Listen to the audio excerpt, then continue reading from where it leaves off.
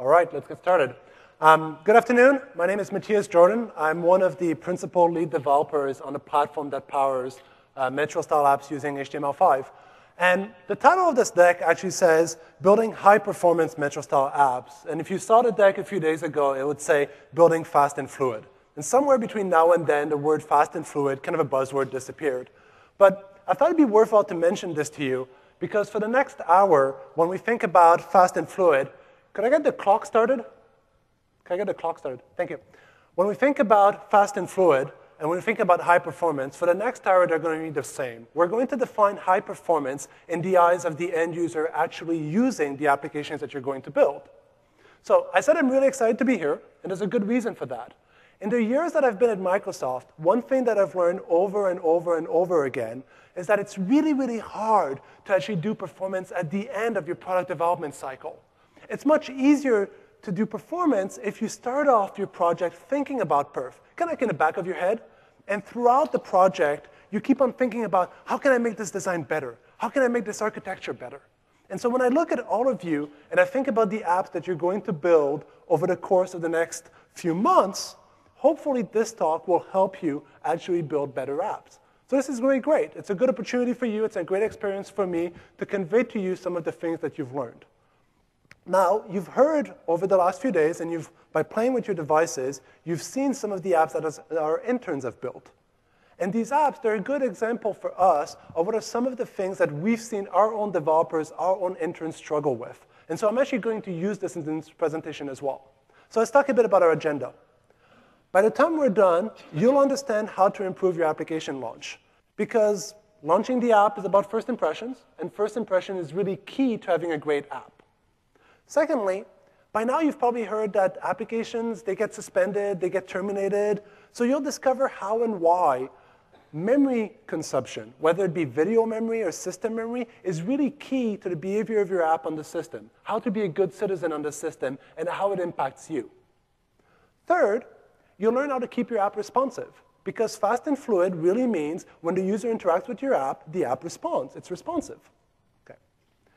So I mentioned a bit the interns. And what we'll do is we'll use some of the apps that some of our developers have used, including interns. Now, there's some good apps in that image that you've got, in that build that you've got. But they're not necessarily great apps. And so we're going to transform these good apps into great apps, or at least a few of them. I'll show you how they could have been better. And then throughout the course, I'm going to show you some snippets, some little things in the upper right corner of ways by which we measure things. So activation time, for example, or system memory, or UI delays, for example. And you'll find that all of the code snippets that I use, I won't show them to you because it's a pretty packed slide deck, but they're in the appendix at the end of the deck. So when you leave and you actually look at the deck, you can always zoom to the end and you can see the snippets of code that we wanted to show you. Let's get started. How many of you are web developers? Raise your hand if you're a web developer. All right, so if you're a web developer, you're intimately familiar probably with web browsers, and you're thinking IE, and of course I've done web development for IE. And yes, if you've done web development for IE, you're familiar with a tab, and you're familiar with a tab process, and you know that your HTML, your JavaScript, your CSS, it runs inside that tab process. That's the app code, it's the red thing. And it runs on top of this set of components that we've got that we call the web platform. So the web platform includes an HTML layout engine. It includes a JavaScript engine. It includes a networking stack. Now, when you go off and build one of these apps using HTML5, you'll find that there's a hosting process. And that hosting process, it actually works inside an app execution environment, including a security boundary we call an app container. Right? And so that hosting process, it's going to load your code, your HTML, your JavaScript, your CSS. And it's going to run it on top of this thing we call a web platform. And they're one and the same. The web platform that you have inside IE is the same web platform that actually powers our engine, our hosting environment. Now, of course, there's the Windows runtime, and the Windows runtime is new to Windows 8. It's different, right? But think of it this way. Every tricks, every tip that you've heard about how to do good, fast web development, it still applies. So for example, if the way you've learned to actually inject stuff into the DOM is by using inner HTML, you can still do that. It is still the fastest way to actually add stuff into the DOM. Now, there's a good reason I mentioned this here. It's because one of my colleagues actually gave a talk this morning that talked about safety in inner HTML. And yes, you can actually mix both of them. You can use inner HTML to build one of these apps that's fast and fluid and performant in a safe way. The second thing is, if you've heard about linking CSS style sheets at the top of the page, not at the bottom, because it actually causes problems to the layout engine, yeah, that's probably still true. You've also heard to avoid inlining JavaScript and inlining CSS, yeah, that's still true. If you've heard that you shouldn't parse JSON by hand, you should use JSON.parse, the native object, yep, that's also still true. And if these are things you're not familiar with, or these are things you'd like to hear more about, there's a great talk being given by the IE team at Build called 50 Performance Tricks to Make Your Metro-Style Apps and Sites Using HTML5 Faster. And I encourage you to actually go and see that talk. It's a great talk. Now, that said, a Metro-style app using HTML5 is a lot more than a web page. And you know this by now because you've been here 3 days and you've seen a number of things that are like, ooh, a web page doesn't do that. So a web page isn't packaged. It isn't deployed by a secondary mechanism to your user's machine. Once deployed, well, you have a tile. There's no tile for a web page. Once you click the tile, there's a splash screen. And so these are things that are very, very different from your typical web page. And so you're going to have to think about that user expectation of clicking the tile and launching the process. And we call that making a great first impression. So making a great first impression is the same thing as going on a date. You want to make a good first impression. Right? And the way a user is going to measure that is by what happens when they click the tile. So let's take a second and actually step back into it and think about what really happens. Well, first, when your user clicks a tile, the splash screen is going to show up, and there's an animation, right? And then a new hosting process actually appears. Now, the user doesn't see this. This happens underneath the cover. And this is our hosting process, the same one I mentioned a few seconds ago. Right? This is code that we own inside Windows. And we'll do our best to make it really fast and fluid and performant and make sure that it launches quickly. This is not something you really need to worry about. But eventually, this process is going to start loading your code. It's going to navigate to your HTML page. And this HTML page is actually in the manifest that you'll author. He'll say, when you click the tile, I want to have this HTML page loaded. All right, so we navigate to it. And if you've done web development, it's the same navigation. It's the same operation. So we navigate to your HTML page. And this means that a bunch of things happens afterwards. Your JavaScript, your CSS, all of these things get pulled in. OK, all right, that makes sense. Now, if you're familiar with web development, you know one of the events that you should look out for is DOM content loaded. This is something that you'll find in a number of browsers out there. DOM content loaded is the first time that the browser is interactive, that your DOM is interactive, that you actually can go and modify your DOM. And if you've attended Scott's talk, you heard about some of the things that you should put in there. And the second thing that will happen afterwards, not too long after, is the Windows Runtime Activated event. Now, this is a new event, and you'll notice it's showing up still underneath the splash screen. And what this event does is it actually allows you to know what type of activation you got. So for example, were you activated by a tile? Were you activated by a contract of some form, like, for example, a file association? Were you activated by a file picker type operation? Were you activated by a sharing target activation?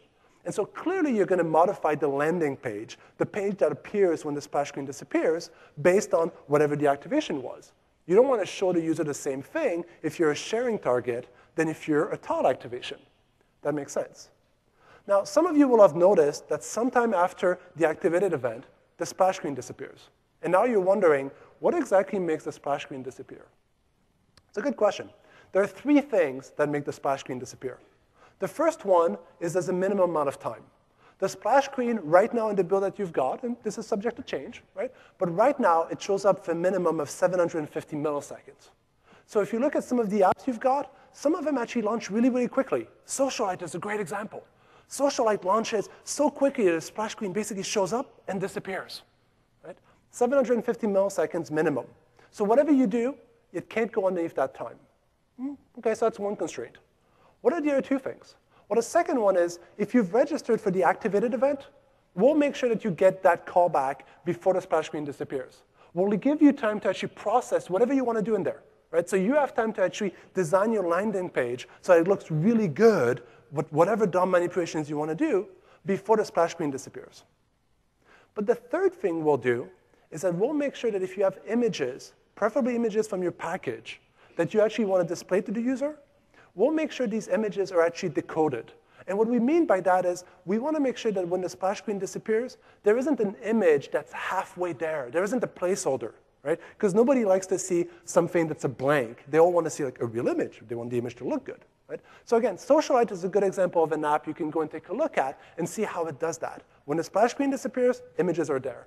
And this is something we do on your behalf, right? So you won't exactly get a callback that tells you that all images are decoded, but you'll find that the splash screen sticks around longer.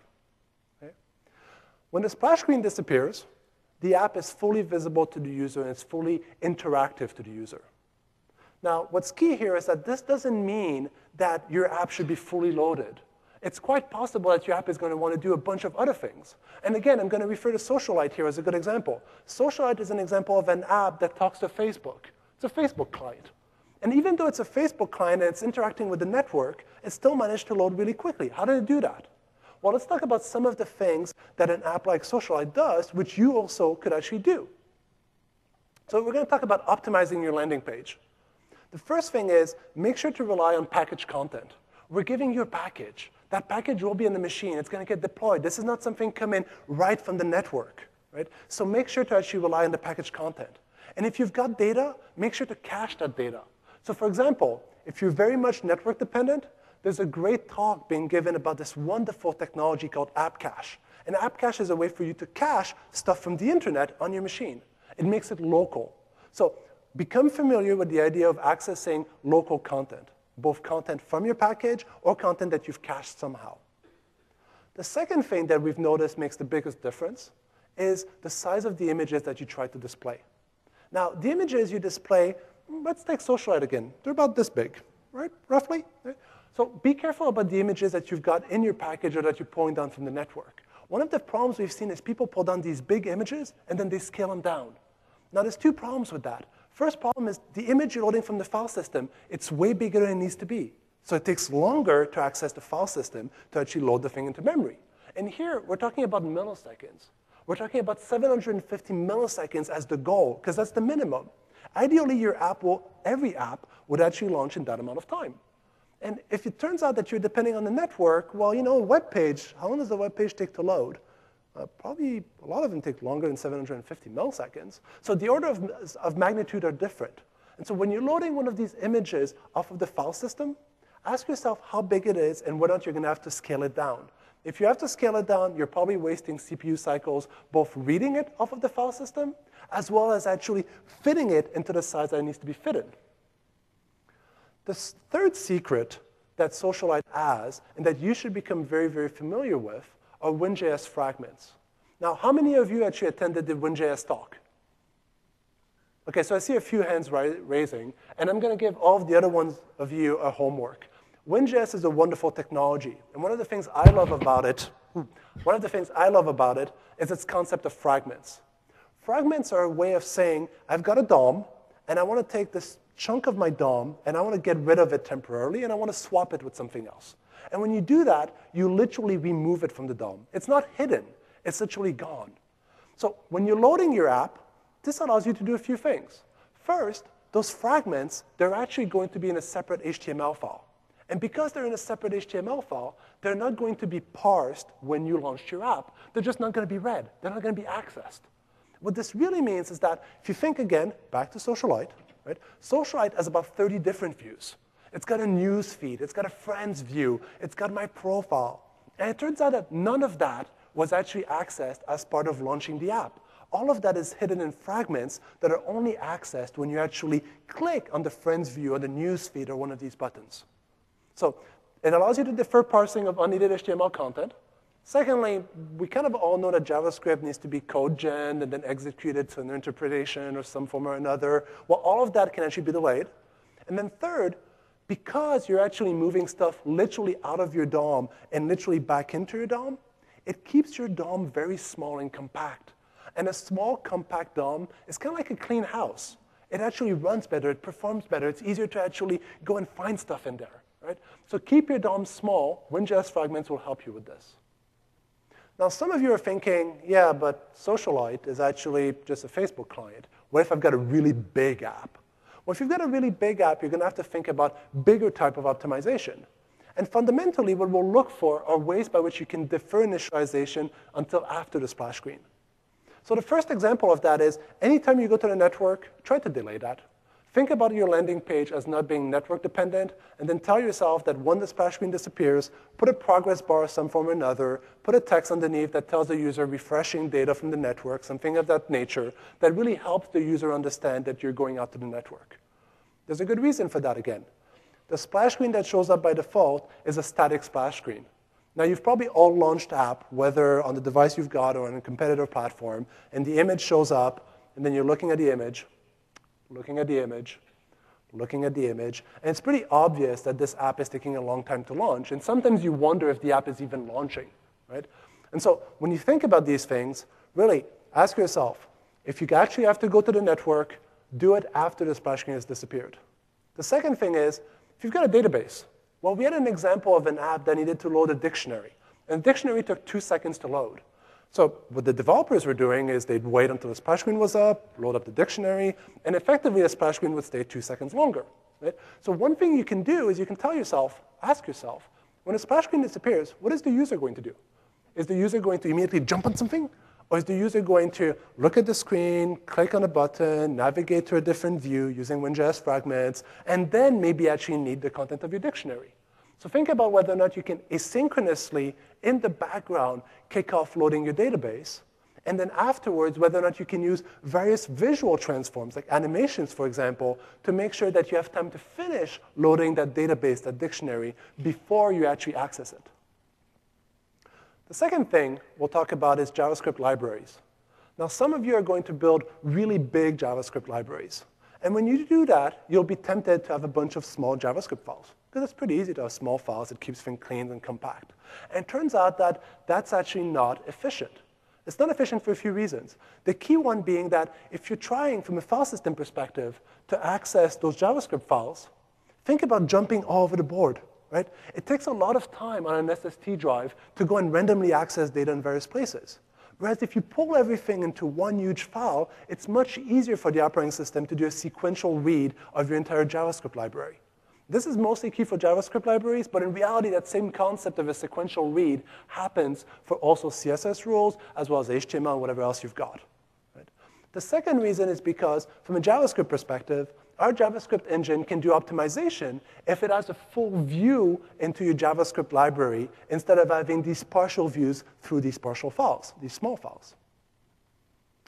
But if you need more time, and we've seen cases, and there are examples where you will need more time, consider using an extended splash screen.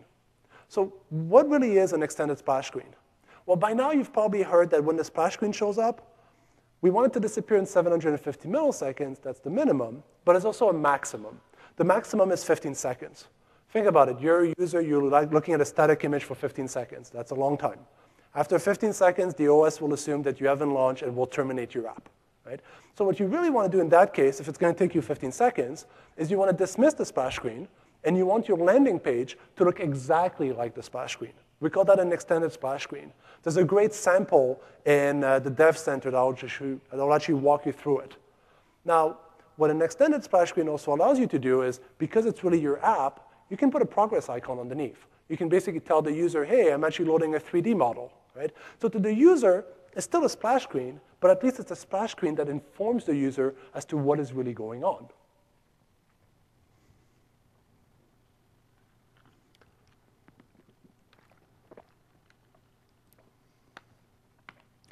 The second topic I want to talk about is what we call be lightweight, control your resource usage.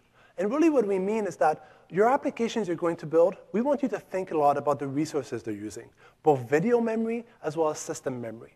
So if you haven't seen this, let's take a few seconds to talk about the process state transition that we've got in Windows 8. We start from the right-hand side. User clicks a tile. There's a splash screen. The application launches. And very, very quickly, your application is up and running. Your code is running. And by now, you've probably heard and you've seen that when an application is moved to the background, when the user swipes it away and replaces it with something else, after a few seconds, your process is going to be suspended. You'll get a message for it. You'll be told suspending. Right? And then you'll handle suspending. You'll save your state. And then you'll enter a state where your code is not running. We call that the suspended state. We've talked a bit about activation and app launch. So the reason I bring this up is not to focus on the right-hand side, but to focus on the left-hand side. Because what happens is that when the system runs low on memory, the system is going to go looking for something to terminate to reclaim memory. And that may be your app. If your app is done in the foreground, and if it's suspended, and if the system needs memory, it's going to look around and see who's using a bunch of memory. What are some of the suspended apps that are consuming a lot of it? And then it's going to find your app and say, ooh, you're using 150 megabytes. That's a lot. And then it's going to terminate you. You don't get a callback. You just get terminated. Right? Secondly, think about it from your perspective. You're an app. You launch. You're running. You're using a lot of memory. Life is great for you. But the reality is maybe the system was under pressure. And because you're running, something else had to be terminated. Right? So when you're running, try to be a good citizen. Ask yourself how much memory you're using, because your overusage of memory means that, one, you're going to terminate other applications, and B, you're going to find yourself terminated when you're suspended. Now, what happens when you're terminated? Well, when the user goes back to the start menu and clicks the towel, there's a splash screen again. So the splash screen is an experience that users will come to identify as meaning your app is launching. And whenever you're terminated, they'll see the splash screen more and more and more often. So if your application uses a lot of memory, they'll come to know that every time they touch the towel, it turns out the application was not resumed, it was relaunched. Right? Let's take an example here.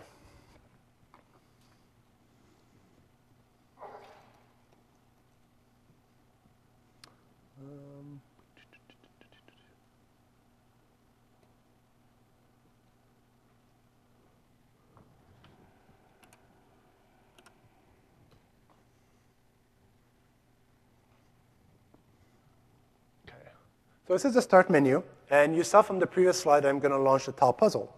So let me go and find the tile puzzle. So you'll notice that names are a bit different. That's because I've actually modified the tile puzzle. Now, if I launch the tile puzzle, hopefully some of you have had a chance to play with it. It's a very intuitive game. You start off with a map. You start off with an image. This is the stock image. And if you click on it, it actually creates a puzzle. And then your goal is to actually redo the puzzle. So for example, I can move blocks around and try to reconstruct the image. And if you're struggling with this, it turns out that on this side here, if I can get it to do it, you'll find the real image that you can look at temporarily to help you remind yourself of it. So what I'm going to bring up in the upper right corner is one of those things I talked about. Now, this actually shows you the amount of memory that this process is using. This is what we call the working set. If you're familiar with Task Manager of Win 7, it's literally the working set column, which you can actually see also in Windows 8 in Task Manager. And in this case, this application is using about 54 megabytes right now, and its maximum working set was about 55 megabytes. So let me actually freeze it there. Let's say that this is a starting working set. And this is a fun application. I love it. But you know, I want to change the picture that I'm using here, because while this is a wonderful glacier something or other, I've got a picture that I really, really love. So I'm going to bring up the app bar, which is Windows Z, app bar, and I'm going to go and select a different picture.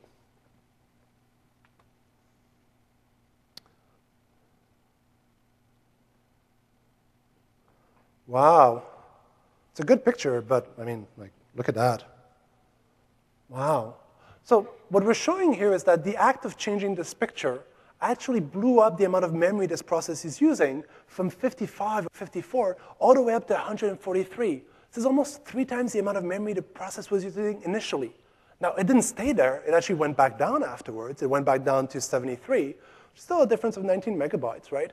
But 143 means that the system had to find memory for this process. Where do you think it found the memory? Well, if it had the memory available, that's easy. If it didn't, somebody got terminated. Right? So the act of this application going up to 143 may have terminated another of the user's apps. Think back to being a good citizen. This app is probably not the best citizen possible. But moreover, this app is currently at an average working set of 73, about 19 more than it started off at. And we have to ask ourselves, is that really, really required? Could it actually use less than that? So let's talk a bit about managing our resources.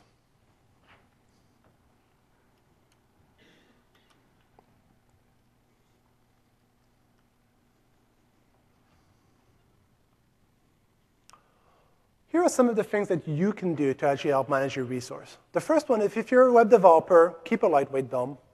It's as simple as that. If your DOM becomes too big, if it's got too many nodes, you're clearly using more memory than you need. There's a direct correlation between the number of nodes and the amount of memory you're using. So keep a lightweight DOM. Secondly, now you're going to start using different element than you've used before. Video element, audio element. And this means two things. First is these video and audio element, they bring an infrastructure with them. They bring a media platform with them. And that media platform, it counts against your working set. It's not a cheap media platform because decoding videos and audios, that actually takes a fair amount of code, right? Secondly, these video and audio elements, they're a lot bigger than images. And so again, you have to load the file into memory. That's a lot of memory there, right?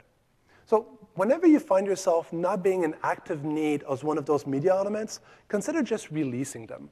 For example, you've played a video has ended, you've moved on to something else, the video is no longer visible, well, keep a reference to it. Let go of it. Third, ask yourself if you can help the garbage collector. Now, we bring this up as a reminder, but also because there are new threats in Windows 8. If you're a web developer, you probably already know that there are ways to create circular references between DOM elements and JavaScript code. And if you're not familiar with this problem, I encourage you to go and read up on it. There's a lot of literature out there. Some of those threats, they still exist. And whenever you have one of those, there's nothing the garbage collector can do to actually free up that memory that happens to be in a circular loop.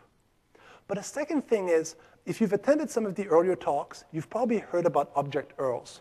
We also call them the blob, right? Object URLs are ways by which you move memory or you move content from the Windows runtime. And for example, that's how you would access the user profile, the picture library, the documents library. So object URLs, blobs, they're the ways by which you go and access content through Windows runtime into the documents library, and then you bring it into the DOM. And it turns out that that API, for good scenario reasons, you can create blobs that are actually reusable. You can say, I want to create a blob of an image. And it's basically image stream, and I'm going to put it into an image tag, and I may need to reuse it multiple times, so I want this thing to be reusable. And the moment you did that, you pretty much told us that you're taking over accountability for releasing that element once it's done, that blob once it's done, destroying it. Because we think it's reusable by you, so we don't know when to let go of it. And one of the things we've seen over the last few months with our interns and our internal developers is that a large number of them, by accident, they actually made it reusable. They didn't think of it, but at the end, the thing never got recycled.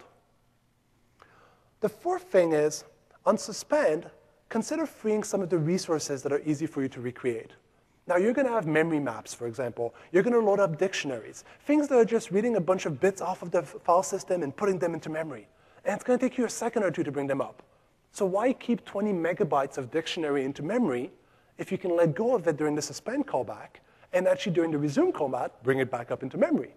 Right? So it's an easy way for you to lower your working set while you're being suspended. And the last one, some of you have probably already figured this out by reading the slide. The last one is, when you use media content from the user, think about what the media content's resolution is. Now, as web developers, when we access images, we're used to images of 70 kilobytes or 80 kilobytes, 350. There's small images that we're going to transport over the internet. But that's not what the user's got in its picture library. User may have something much, much, much, much, much bigger. So what do you think was happening with Tile Puzzle? Well, I went and I chose a picture from the user. It's a really high-quality picture. And this app is keeping multiple copies of this picture. OK? How high quality of a picture is it? Well, it turns out it's a picture taken with a 21 megapixel camera. And even though I've got a small little canvas that's about 768 pixels by 1024, the decoded image actually was 4,500 pixels by 5,000 pixels. It's a huge image. It had to be loaded into memory. It used a bunch of video memory to get decoded. That's the problem with that app. So how do you solve that problem? Well, first, you could actually load it yourself, and you could do a bunch of decoding, and you could try and let go of things. Or we have a new set of APIs that you may or may not be familiar with from Win7, but that we've exposed in WinRT that you can use for this. It's called the thumbnail library. And what we're going to talk about is how you can use the thumbnail library to access a version of the picture that's actually smaller than you need. So here is roughly, because we've simplified it, here is roughly what that application was doing. Right? You've probably seen this already. A number of talks actually use the picker as an example. Right? So the first thing it did is instantiate the picker. Then it actually selected the filter. And then it said, I want the user to go and pick a file and then I want to take the file, and I want to find my image tag, which is the image tag that I'm showing something at, and I want to put it into a blob, and then I want to actually display it to the user. And notice that create object URL thing, that's the blob object URL thing I was talking about a second ago. And that second parameter that says false, that's the one that says reusable or not. If it's true, it's reusable. If it's false, it's not. So in this case, this is the code this application was using. And where's the problem? Right here. What this app is doing is it's saying, I'm going to go and grab an image, and without really asking myself what this image is, I'm just going to put it into an image tag. And in this case, it's a really big image. OK, so how do we fix this? Well, to go back to some of the earlier talks, it turns out everything in JavaScript is pretty simple, so it turns out to be a two-line change. Right? So what we're really doing here is we're actually serializing a number of promises, and we're saying, hey, I want to go and find this image. We're not actually really using the file that we're accessing. Right? So the output of pick single file async, we're not actually really using it. We're saying, I want to get a property off of it. I want to get a thumbnail off of it. And this thumbnail, I want it to be 1024 pixels maximum. And the thumbnail library will take care of it for you. If it turns out that there's no thumbnail of that size, we'll go and generate one. If it turns out that the users actually accessed this file before with a thumbnail of that size, we'll give you the same thumbnail. So there's a system reuse perspective. And then moreover, there's also an efficiency because you didn't have to load it all in memory and actually go and work off of it.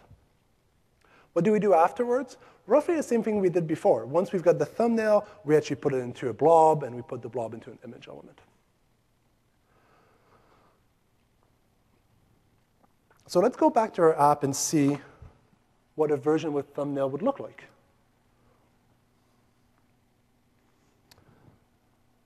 So I told you it was a few line change, so we built ourselves a variation of this app.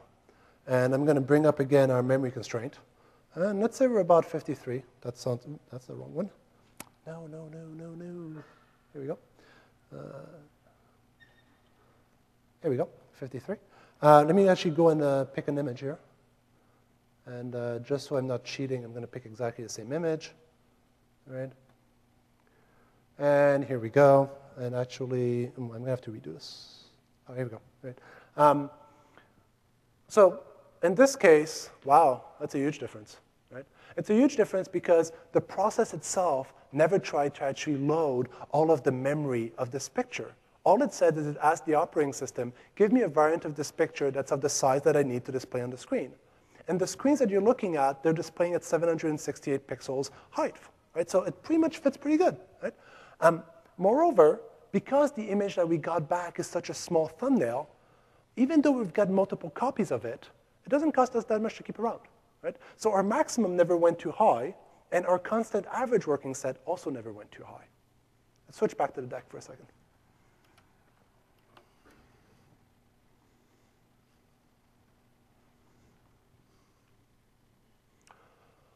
So when we think about resource management, remember these two things. The lighter you are, the less likely your app will be terminated while suspended. And secondly, consider the impact of your app on the system. If your app uses a lot of memory, you're probably terminating somebody else. Now, we all know there are devices out there that have 512 or 1 gigabyte of memory. And if you think about the operating system using a few hundred megabytes of memory, that isn't that much more for applications using 150 megabytes. So you have to do your part to actually try to limit the amount of memory you're using, both in terms of the maximum as well as in terms of the average.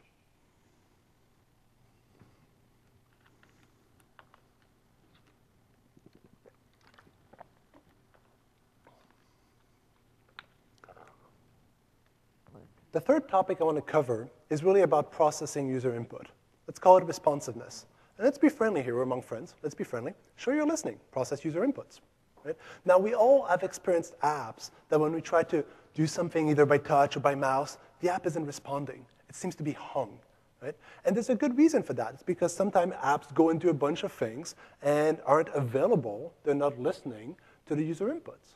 So let's take a step back and, from a web development perspective, ask ourselves how web developers actually deal with this. How does HTML, JavaScript, and CSS actually handle the concept of inputs? If you're not familiar with web development, it turns out that everything in JavaScript, HTML, and CSS, or most of everything, is running on one thread. We call it the UI thread. Now, Alish, in his keynote, talked about a message pump. If it helps you to think of it that way, think of it that way. There was one message pump on the UI thread, pumping all of the messages related to processing inputs and actually dealing with them and changing things. And so when you think about your app, while the splash screen is up, we're going to launch a process, and then there's going to be a bunch of activity at the beginning of launch. Then after a while, we're going to find ourselves dealing with user input. So CPU activity is going to drop, and whenever the user moves the mouse or types something on the keyboard, there's going to be a bit of a spike of activity. And then similarly, whenever you have animations, well, if you have animations, something needs to animate, so there's going to be a few spikes of activity. So what are these spikes of activities that we're talking about here? They're on the UI thread, but what are they? Let's take a look at an example. On the left-hand side, we're showing the type of events that you could have. So user inputs events. That would be, for example, a mouse movement or a keyboard click. Timers. So you're probably familiar with set timeout or set intervals. You have to think of it also that inside the operating system, inside the web platform, there are also timers that are firing. There are timers, right? We do a bunch of things on your behalf. Third are callbacks. So for example, you might queue an asynchronous operation of some form or another, or you might put an onload on an image tag because you want to know when the image has finished loading. Those are callbacks, right? So those are types of events that will happen inevitably. And for the rest of this presentation, we're going to represent them with the black color. The second thing is, whenever you have one of those callbacks, some of them are going to be taken care of by the operating system, by the web platform. But often, because of the code you write, it's going to jump into your code. That's the red box. So your JavaScript is going to execute. And when your JavaScript is going to execute, in general, there's going to be two categories of activity. The first one is you're going to update your app logic. That makes sense. You're going to wonder what I should do, how does my app change, and whatnot. And the second thing is you're going to try to update what you're displaying to the user. You're going to update the view to the user. And whenever you update the view to the user, that means that the web platform is going to have to change what's showing to the user. In other words, the DOM has changed. There might be a relayout, for example, or there might be an animation that's required. Right? It's going to be the green color. All of that is happening on the UI thread. There are some exceptions, but think of it this way. Whenever an event comes in, something happens on the UI thread. There is only one UI thread. So what are some of the problems that we've observed with people writing apps over the last few months? And some of these may be familiar to you as web developers. Some of these may be different in you. The first one we have talked about is synchronous versus asynchronous API. Now, by now, you may have heard the message. It was used in the keynote. It was used in a number of talks. Synchronous versus asynchronous. We want you to use asynchronous API. There's a good reason for that. Every time you make a synchronous API call to a resource on the internet, on your file system, you are blocking the UI thread, which means that nothing else can happen. So let's take a look at the example here. There's a UI thread. There's an event that comes in. That's the black color. You run a bit of JavaScript. You make a blocking XHR call, XML HTTP request call to a web server. You're trying to get something off of a web server. You make it blocking. Well, nothing happens. Time starts going by and going by. And if you've used a web browser and you've navigated to some web pages that seem to hang, well, it turns out a large number of the hangs that the IT team knows of happen because people make a blocking request to the network. Right? So eventually the call completes, and then you get your update to the DOM and whatnot, and then you realize right afterwards there's a bunch of other events that were queued. And that means the user tried to do something and could not. Nothing happened. So whenever you use an asynchronous API, what happens instead is your code actually continues to run. You're able to actually process more user inputs, even though the request you made actually is happening in the background. And that actually makes sense, right? So in effect, you're able to do multiple things simultaneously. OK, that's good. Now, I mentioned a bit XML HTTP request. And if you're not familiar with it, let's take a step back and ask ourselves, what does that look like from an asynchronous perspective? Okay. So here I'm showing the code for how to make an asynchronous XML HTTP request call. Right? First, we instantiate XML HTTP request. And then we use some of the new mechanism to actually define completion and error, so on onload and on error. Right? And we specify the callback function that we want to use. Finally, we specify the properties of the operation that we want to do. So we're making a get towards contoso.com and page ASPX. And notice this parameter afterwards, the true parameter. Well, the operation is actually not going to be submitted until you do the send call. That's true. But whether or not the send call is blocking or not depends entirely on true versus false. And again, I think if you go through the apps that you've got, and if you go through your favorite web pages, and if you go back through the keynote, and even some of the presentation we've shown, you'll find that there's a surprising number of instances where people actually pass in false as a parameter. And false just blocks the UI thread. And so as developers, the burden is on you, because there's nothing we can do in the platform. The burden is on you to actually remember to make your XML HTTP request call asynchronous. And of course, you're going to use XML HTTP request. But just do it with the true parameter. Now, when we created the Windows runtime, we asked ourselves, how can we help developers actually deal with this? How can we help them actually deal with this concept of asynchronicity?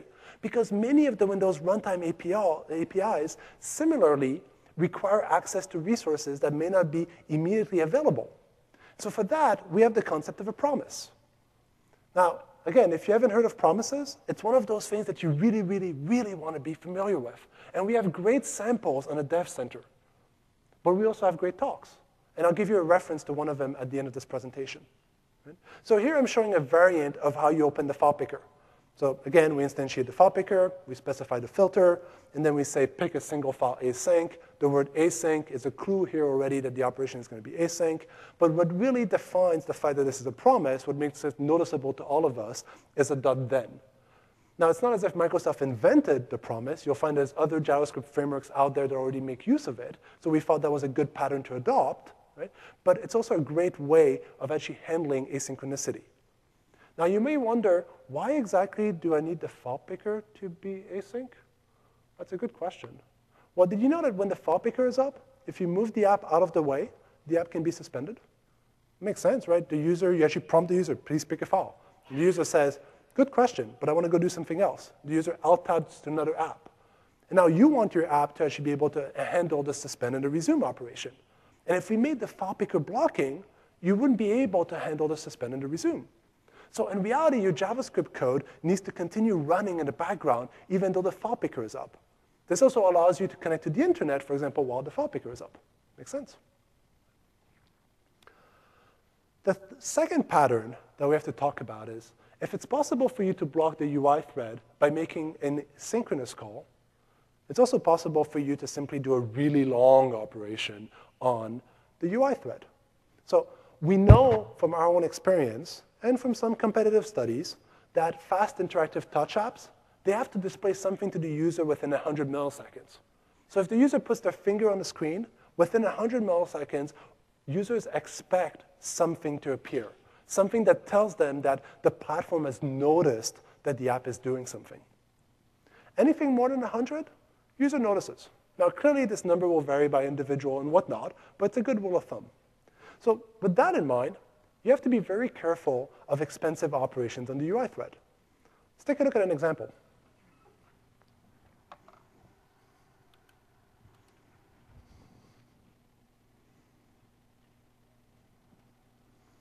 So I'm going to launch one of my favorite apps called not that one.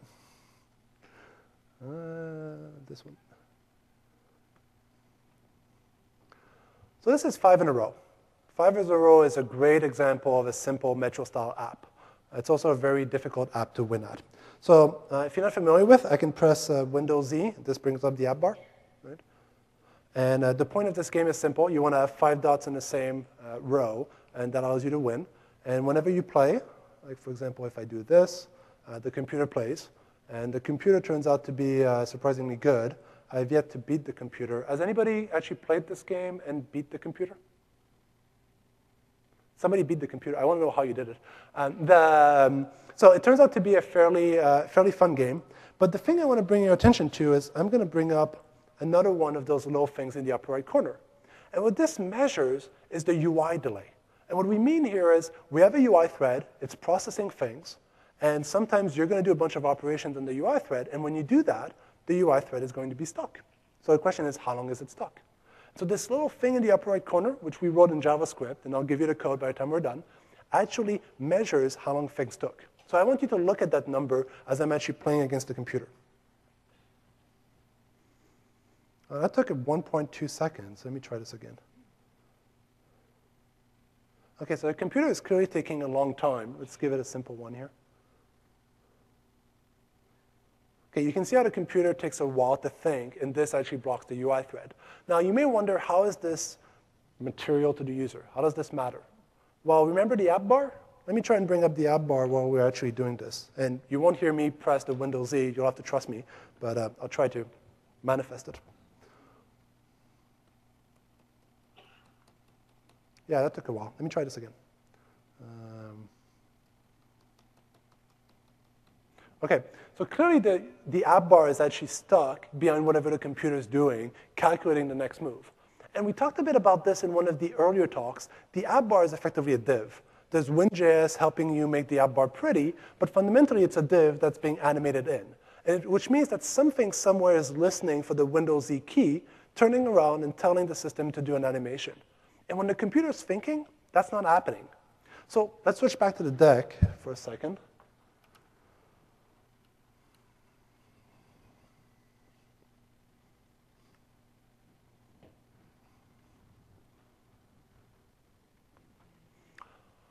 Think about the long operations on the UI thread. Whenever you have really long operations on the UI thread, nothing else can happen. And that makes sense. There's one UI thread, and you're actually running a bunch of JavaScript on it.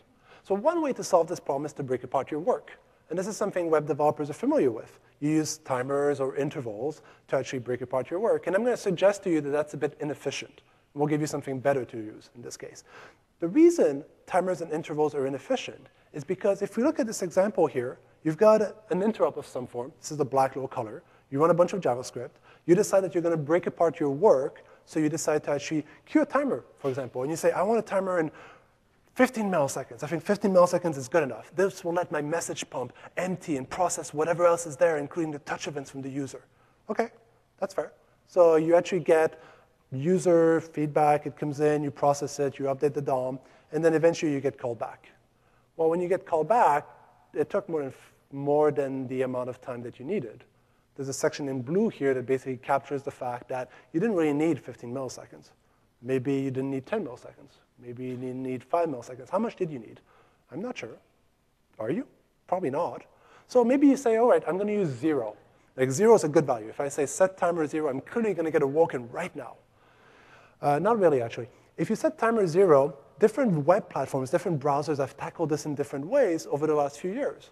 And for example, in IE, it turns out that if you set timer 0, yeah, we don't respect that. Because we think 0, you probably mean 0 in terms of something else than really 0. Because there are people out there that have meant 0 to just say, I actually want to get called back later. I thought if I put in 0, I'd get called back in a few milliseconds. But now you're deciding that 0 actually means something different. It means right now, which is a logical interpretation, but it's not what other people have done. So what do? Well, it turns out we have a new API that we actually worked with the W3C perf working group to come up with. It's called setImmediate. And what setImmediate does is, if you're familiar with more OS primitives, it's the same thing as a yield. It's the same thing as saying, I let go of the CPU right now. Here's my callback function. Please come back to me whenever you're available. And effectively, what the web platform does is it empties its message pump, processes whatever inputs you've got from the user, and then it actually calls back your callback function afterwards. Then you run a bit more JavaScript, and then you call setImmediate again, and then you let go, and the message pump gets emptied, and then you get called back again. OK, that's a good mechanism. But still, something like set timers, set timeout, or set interval, or setImmediate, it does require that you have to think through how you're going to break apart your work. And that can be a bit time-consuming, a bit advanced. So maybe something different would be better. Well, nowadays, we also support web workers. And web workers is a great mechanism. It allows you to offload to a different thread the work that you want to do in JavaScript. This is all JavaScript-based, right? So if you think about the devices that you've got, the devices that we handed out to you, those devices effectively have 4 CPUs on them. If I remember correctly, it's dual-core, hyper-threaded, or something or other. So 4 CPUs. Guess what these other CPUs are doing? Clearly, the one for the UI thread is doing something. It's processing your app. What are the other 3 CPUs doing? Not much, right? So web workers is a way that allows you to actually offload some of that work to these other processors, right? So it's as simple as this. You get an input. You can run a bit of JavaScript.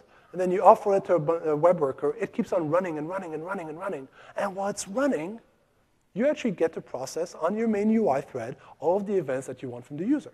So to the user, everything looks as if the app is responsive. So consider offloading your main business logic to a web worker to keep the UI thread focused on UI. Now let's go back to our app and take a look at it with web workers.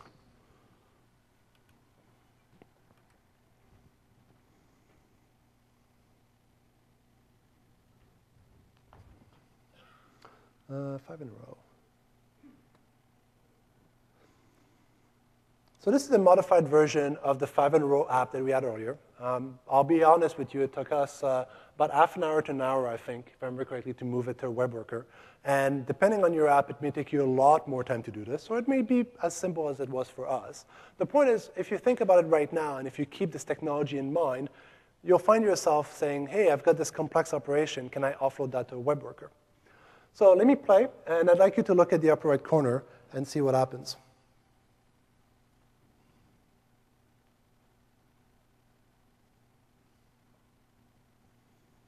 Well, it's never really going really, really high. I'm going to lose here, actually, which is probably not the best thing to do. OK, so let me actually create a new game. Okay. And now I'm going to bring up the app bar while I'm actually playing. And you can see how the app bar suddenly can actually disappear and reappear while I'm actually playing, even arguably multiple times. Right? So what we did here is very simple. Whenever you play, we know that you've played, and we took the entire logic and we sent it over to a web worker. It starts running on a separate CPU. If you looked at this in Task Manager, you'd see one of the other CPUs actually having a bunch of activity. And then we keep the UI for 3. It processes whatever inputs you've got. And then whenever the web worker completes, it sends us a message, and then we update the visuals with it. Right? So let's go back to the deck.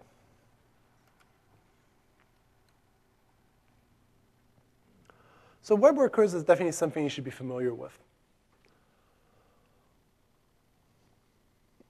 The third thing I want to talk about that we've noticed a lot of people do is simply too much work.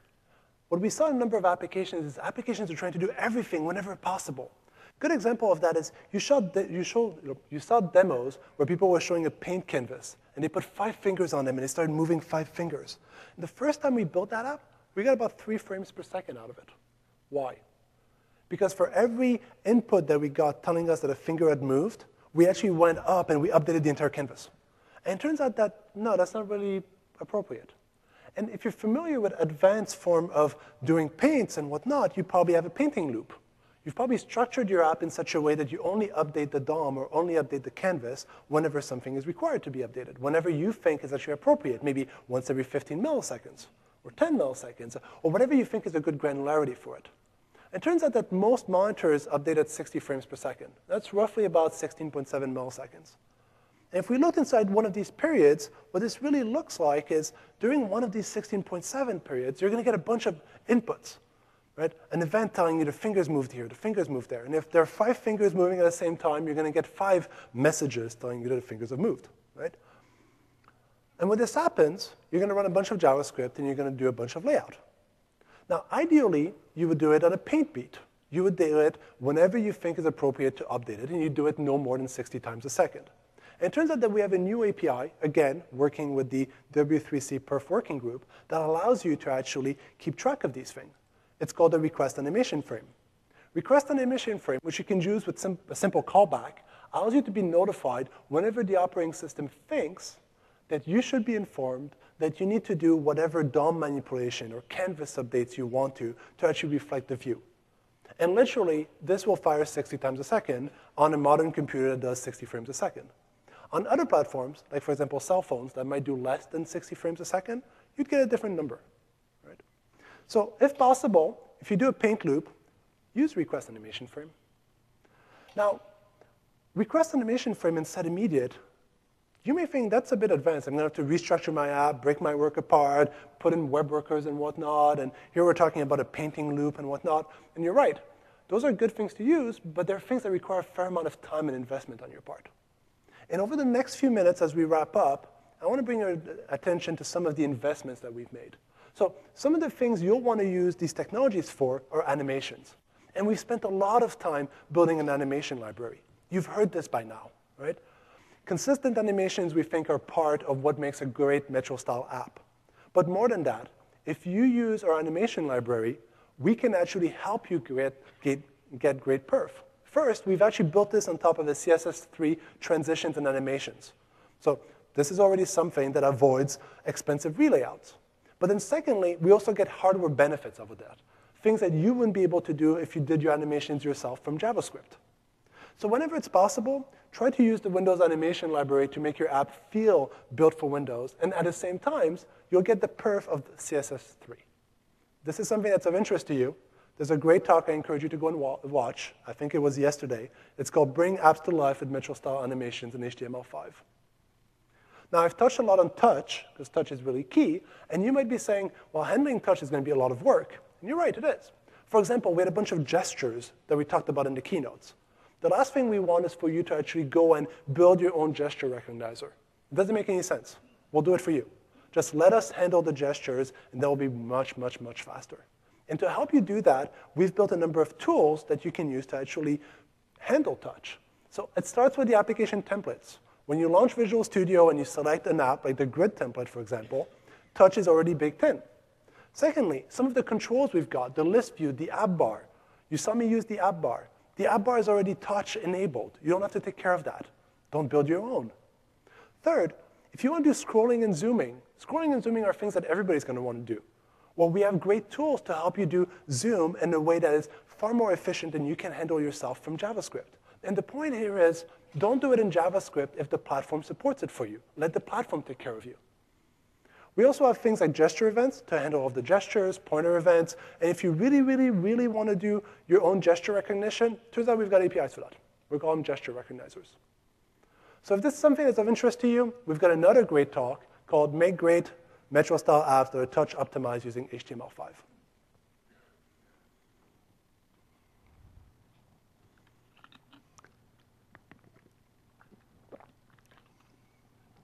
So we've got a few minutes. Let's recap a bit. We started off by talking about making great first impressions. But the reality is you're also going to want to build lasting impressions. And the way you go about building lasting impressions is by making performance something that's really a pillar of your app. In all facets possible, your app performs well. It's got a great perf feel to the user. It's fast and fluid and furious, as somebody put it a few days ago.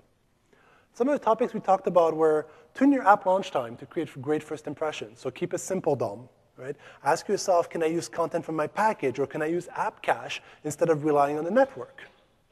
We talked about memory consumption. We said keep your app alive by minimizing your memory footprint. Some of the things we talked about here were think about the video and the audio elements that you're actually loading.